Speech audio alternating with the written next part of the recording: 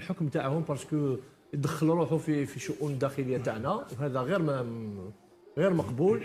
بالك هذيك الحركه الارهابيه هما اللي راهم يساندوا فيها. دونك رانا نهضروا في الرياضه. انا اليوم المنتخب المغربي ما قنعنيش. ليس ذلك المنتخب الذي كان يهابه الجميع قبل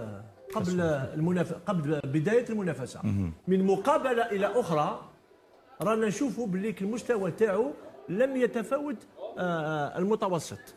اليوم مع تنزانيا تكلمت بها نتايا، فضيحه تحكيميه.